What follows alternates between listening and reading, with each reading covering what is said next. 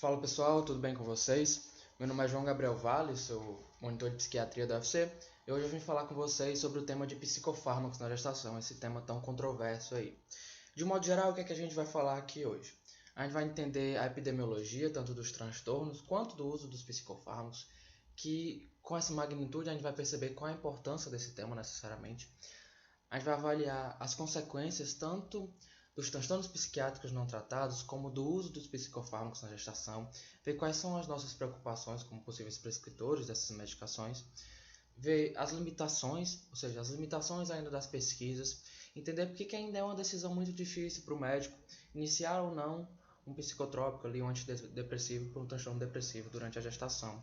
Avaliar como é que a gente pode reduzir esse risco por meio do planejamento, entender bastante ali dos psicofármacos específicos, dos antidepressivos, do uso de benzodiazepínicos, do uso de estabilizadores do humor e de antipsicóticos. E ali, resumindo um pouco mais lá para o final da aula, umas mensagens aí para vocês levarem para casa, que são o cerne aqui da nossa apresentação. Então bora lá, galera. Como é que é a epidemiologia, qual é que é a importância desse tema assim para a vida médica em si e para a vida das mulheres? Pessoal, dependendo do estudo que você veja, há uma variação dessa prevalência, mas nesse aqui que eu peguei, 15,5% das mulheres vão apresentar um transtorno depressivo perinatal, ou seja, durante a gestação ou ali no pós-parto, tá certo?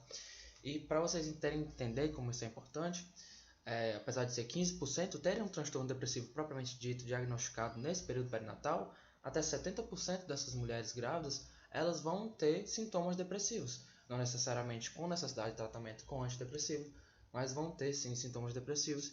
E a gente percebe que existe uma tendência na literatura de haver um aumento dessa prevalência nos países em desenvolvimento, tudo bem?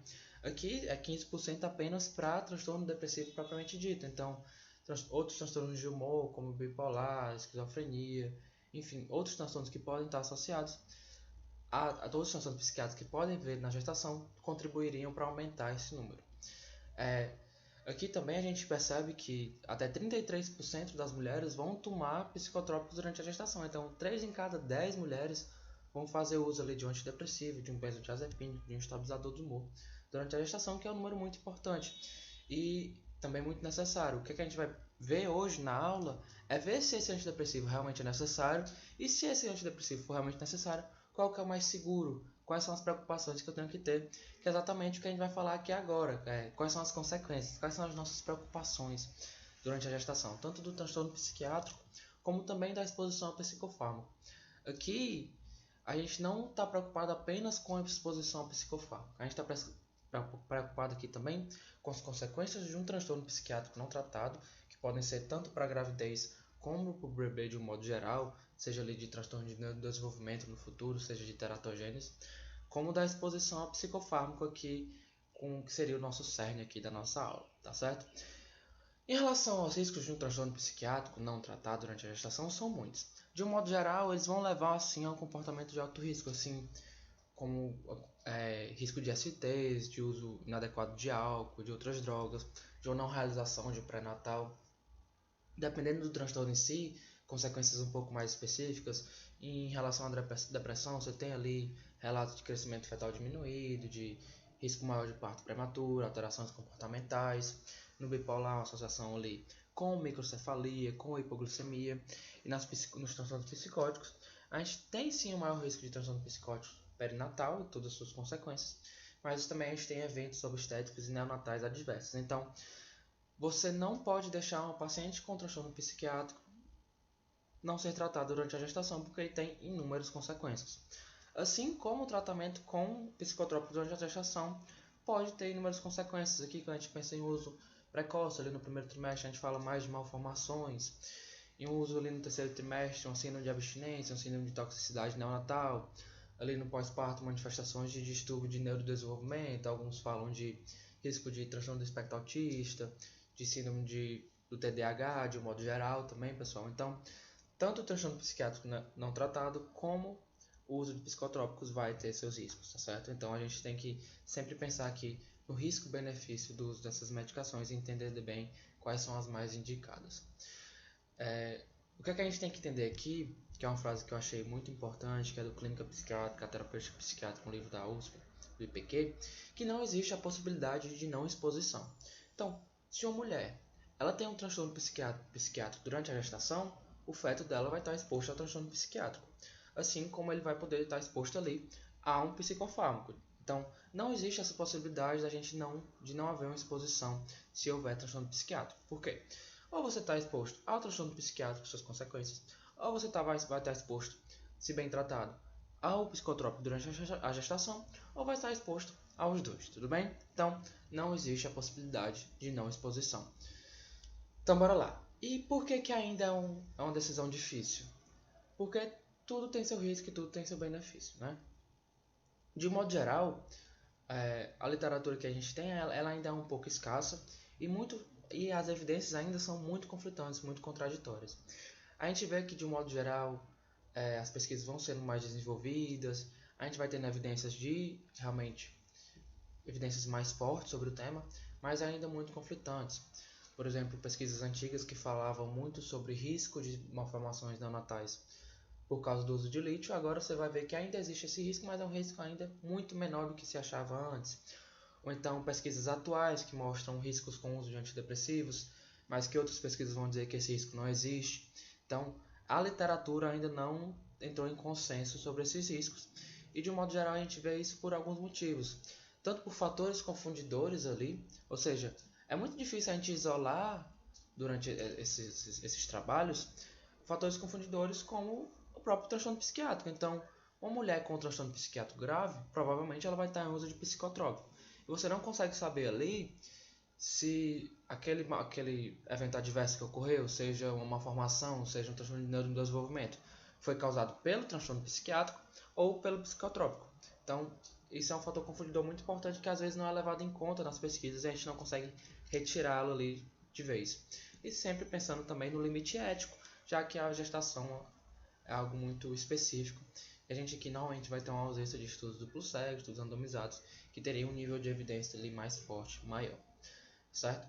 Então, agora que a gente já viu um pouco sobre a epidemiologia, a gente já viu que os transtornos psiquiátricos são sim comuns na gestação. O uso de psicotrópico também é comum na gestação. A gente já entendeu ali quais são as consequências tanto de um transtorno psiquiátrico não tratado, como do uso do psicotrópico, como do uso do psicofármaco ali durante a gestação. E a gente entendeu por que essa decisão ainda é bastante difícil para a gente. A gente pode ter uma forma de reduzir esse risco, que é por meio do planejamento.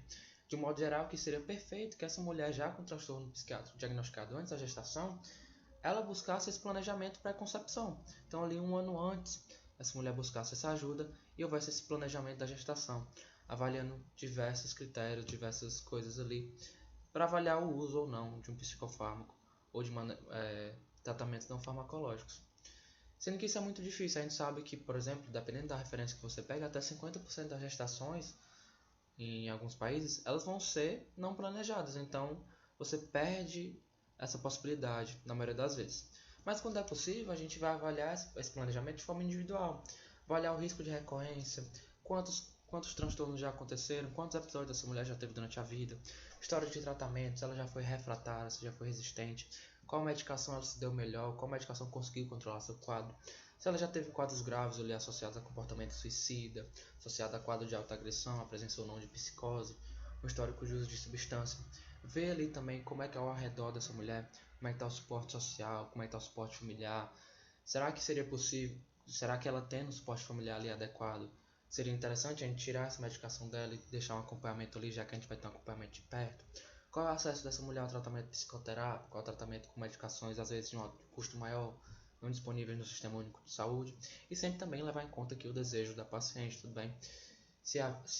Mesmo havendo uma indicação, por exemplo, de um antidepressivo na gestação, se a paciente, mesmo sabendo dos riscos e sabendo do benefício, ela desejar não tomar, a gente tem que aceitar essa decisão de modo geral. Então, bora lá. A partir desse planejamento individual, a gente pode ter algumas decisões. A gente pode, por exemplo, suspender a medicação naquela mulher que tem um quadro leve, que já está bem controlado há algum tempo, que ela nunca teve histórico de suicídio, de autoagressão, de psicose.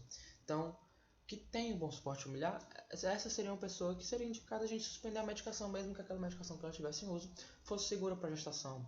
Ou uma mulher ali que ela já teve mais de um episódio depressivo, por exemplo, episódio depressivo de moderado a grave. A gente poderia pensar, por exemplo, se ela está usando paroxetina, que é uma medicação que é pouco indicada para o uso durante a gestação, trocar por sertralina, que é uma medicação muito mais segura, e ele ter mais segurança durante o uso do antidepressivo durante a gestação, trocando ela.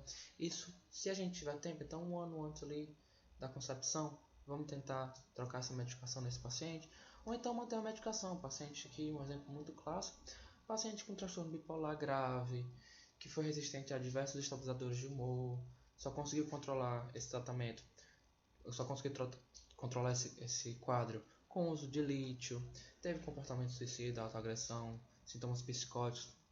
Então, essa é uma pessoa grave que permanecer sem medicação vai trazer altos riscos para ela, e apesar do lítio não ser a medicação mais indicada, ela ainda tem certa segurança de ser utilizada durante a gestação. Então, pelo risco-benefício, a gente optaria por deixar, por exemplo, um lítio aí, em vez de trocar por outra medicação como um antipsicótico atípico, que seria teoricamente mais seguro. Tudo bem? Então, se possível, fazer o planejamento individual, esse planejamento pré-concepção. Agora, falando exatamente sobre o tema da aula, tratando assim mais especificamente sobre os psicofármacos em si, a gente vai começar falando sobre os antidepressivos, depois estabilizadores, antipsicóticos, por fim, sobre benzodiazepínicos. Em relação aos antidepressivos, a gente tem que entender que, de um modo geral, são medicações muito bem toleradas, algumas classes, principalmente aqui os inibidores seletivos de recaptação de serotonina, que já são, de modo geral, as medicações de primeira linha para o tratamento de depressão moderada grave em pacientes não grávidos. Então, um ponto positivo, os ISRS são muito seguros durante a gestação, de preferência aqui sertralina, que pode também ser usado tanto na gestação como durante o período de amamentação. Então, medicações de primeira linha, assim como citalopram, estalopram e outras medicações do grupo, que já tem evidências boas, já tem evidências seguras da segurança, né? De modo geral, a gente vai evitar a paroxetina, que do grupo ela teria uma associação um pouco maior com uma formações cardíacas, tá certo? Sempre relembrando aqui que existem limitações ainda na literatura, ainda existem pesquisas a serem feitas, mas de modo geral, pesquisas recentes que começam publicadas no JAMA em 2017, traz que de modo geral os antidepressivos, não só os ISRS, vão ter baixo risco ali, tanto de parto pré-termo, como de baixo peso para idade gestacional e transtorno de desenvolvimento aí, como autismo, hiperatividade, déficit de atenção, beleza? De modo geral, os ISRS a gente teria uma preocupação com teratogênese, mas as pesquisas mais atuais trazem um baixo risco, sem informações para teratogenias específicas. Existe sim um risco de toxicidade neonatal, com sintomas leves e transitórios ali para o recém-nascido, mas sem consequências investigadas aí a longo prazo.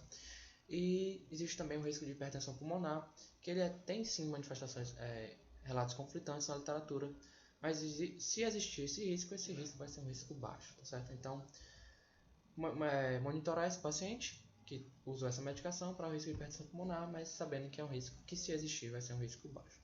Em relação aos outros antidepressivos, a gente já tem evidências um pouco mais baixas, tá certo? E riscos às vezes um pouco maiores. Então, a nossa preferência vai ser sim para os ISRS. Em relação aos duais, os inibidores de recaptação de serotonina e noradrenalina, aqui mais especificamente a venlafaxina, ele vai ter sim um risco maior para hipertensão arterial, que a gente já sabe, e com isso um risco também maior para pré-eclâmpsia, então tomar esse cuidado, preferir sempre o SRS. Em relação aos antidepressivos tricíclicos, aqui uma preferência para a nortriptilina, mas aqui a gente não vê de forma consistente na literatura associação com malformações congênitas, mas é visto sim um risco de sintomas de abstinência e sintomas anticolinérgicos. Então, evitar ali o uso mais para o final da gestação, mas de modo geral são medicações ainda seguras. De modo geral, vamos em relação aos imaus, que são os inibidores de monoaminoxidase, eles vão ser completamente contraindicados na gestação, pelo risco de malformações e crise hipertensiva, mas aqui de forma mais secundária para a gente, já que a gente sabe que essas medicações já não são muito utilizadas atualmente. Tudo bem? Então, em relação aos antidepressivos, focar ISRS, medicação segura, preferência sertralina, tudo bem? Em relação às orientações gerais para o uso do antidepressivo durante a gestação, são orientações que podem ser sim básicas, mas que vão embasar um pouco esse uso, que é o quê? Preferir sempre a monoterapia, certo? Evitar a politerapia por aumentar os riscos. E dentro dessa monoterapia, preferir a dose mais baixa que melhora o quadro clínico dessa paciente. A gente não vai fazer de subdose, mas a gente também não quer fazer doses muito elevadas, principalmente aqui as monitorar malformações congênitas, tudo bem? E saber que tem outras opções de tratamento além do tratamento farmacológico. A gente pode usar sempre o tratamento não farmacológico, com psicoterapia, e ECT, que é a eletroconvulsoterapia, que é segura sim, em gestantes. Vamos usar aqui principalmente por causa de disponibilidade para casos mais graves, com catatonia, sintomas psicóticos, suicidalidade, tudo bem? Então, como é que a gente vai tratar? Vamos resumir aqui a depressão na gestação. Pessoal, se for uma depressão leve, ali, com sintomas pouco intensos ou com poucos sintomas, primeira linha aqui vai ser a terapia cognitivo-comportamental e terapia interpessoal, sempre ali associado, se possível, à atividade física e alimentação saudável, que trazem, de certa forma, ali, um alívio sintomático. Porém, em casos mais graves, sintomas mais intensos, é necessário associar a terapia não farmacológica os antidepressivos, de preferência os SRS, e, se necessário, usar ali a eletroconvulsoterapia, tudo bem? De preferência, sertralina, citalopram ou escitalopram, tudo bem? Aqui eu trouxe para vocês esse quadro do CAMAT, né, que são os guidelines para o manejo de depressão nos adultos, aqui mais especificamente nas mulheres grávidas. A terapia cognitivo-comportamental em primeira linha, junto com a interpessoal, e ali, se necessário, utilizar um antidepressivo como citalopram, escitalopram, sertralina. Existem outras inúmeras formas de tratamento, mas aqui, se for usar antidepressivo, se houver indicação, se for um quadro mais grave, e SRS, esse é o nosso foco hoje, são medicações seguras, tudo bem? Evitar ali a paroxetina. Em relação aos estabilizadores do humor, a gente tem aqui uma maior dificuldade em entender seu uso, tudo bem? Uma dificuldade em entender necessariamente a necessidade de manter esse estabilizador do humor durante a gestação, com riscos às vezes um pouco mais elevados quando comparados à depressão propriamente dita.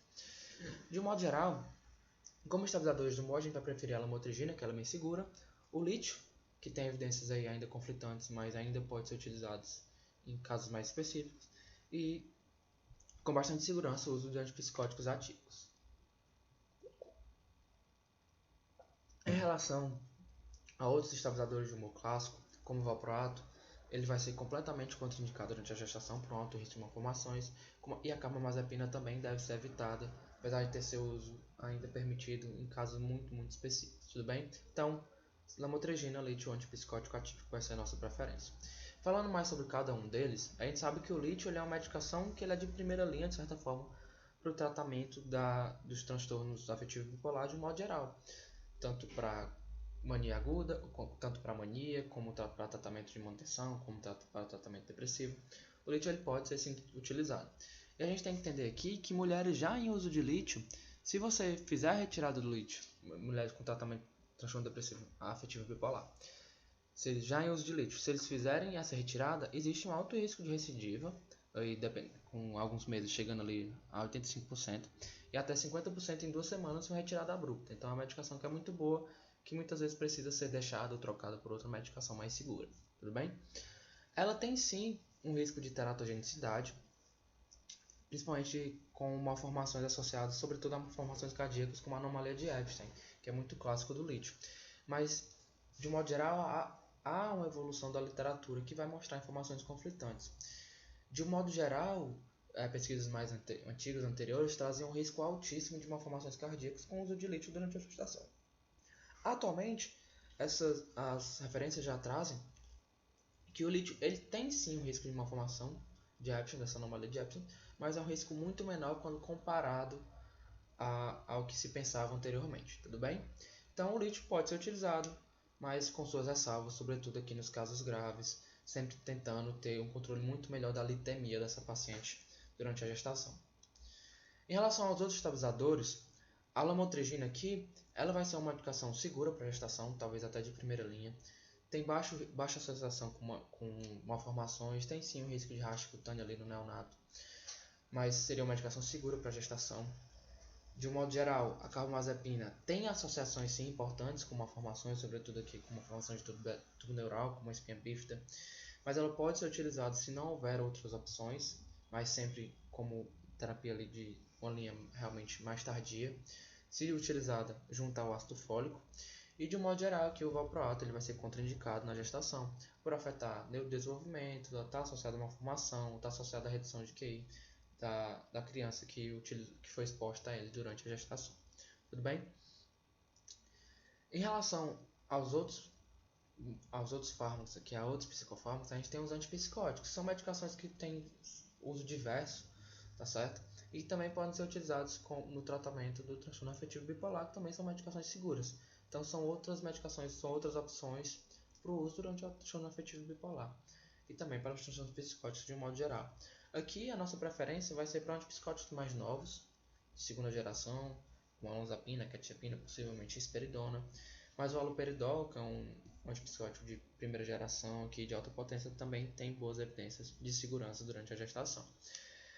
De modo geral, os antipsicóticos eles têm algumas associações com diabetes mellitus gestacional, mas ainda com dados limitados, de modo geral, tá certo?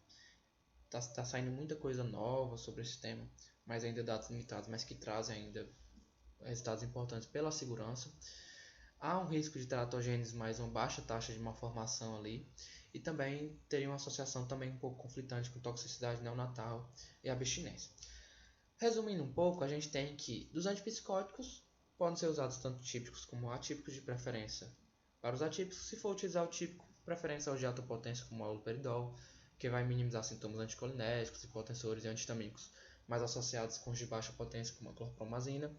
Sempre sendo em mente aqui que existe sim um risco de efeito extrapiramidal no recém-nascido, que é um efeito colateral já muito conhecido desses antipsicóticos. Em relação aos antipsicóticos atípicos, eles vão ser sim seguros na gestação, mas você tem que sempre atentar para o risco de diabetes mellitus gestacional e síndrome metabólica de modo geral, principalmente aqui com o uso da olanzapina, tudo bem?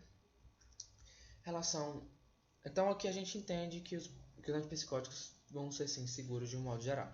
Em relação aos benzodiazepínicos, são medicações também muito disseminadas, com um uso muitas vezes, na sua grande maioria, errôneo, com prescrição errônea, com muitos pacientes dependentes dele. Durante a gestação, eles vão ter uma associação sim com teratogêneos, mas ainda com resultados controversos, devendo sim ser evitados ainda. A gente tem uma relação importante aqui com o síndrome de abstinência, principalmente associada ao uso no terceiro trimestre, e de um modo geral, o benzodiazepínico não deve ser utilizado durante a gestação.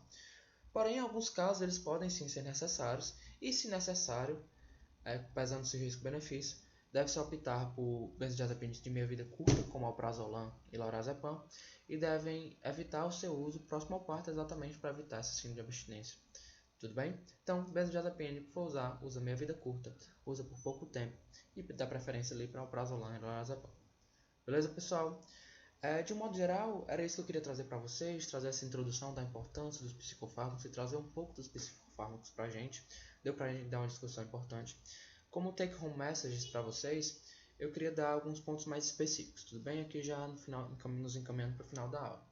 Aqui esse quadro que eu retirei do Clínica Psiquiátrica, Terapêutica Psiquiátrica, os medicamentos mais seguros na gestação vão ser sertralina, aqui como antidepressivo sertralina, citalopram, do antidepressivo tricíclico, a nortriptilina também pode ser utilizado. Nos benzodiazepínicos, lembrar, sempre meia bebida curta, de preferência em dose baixa. Antipsicóticos, haloperidol tem boas evidências, mas também, assim como a olanzapina e a quetiapina, que são medicações muito boas, muito efetivas. Como estabilizadores, a gente tem o lítio, a lamotrigina e a oxcarbazepina também como medicações seguras para gestação.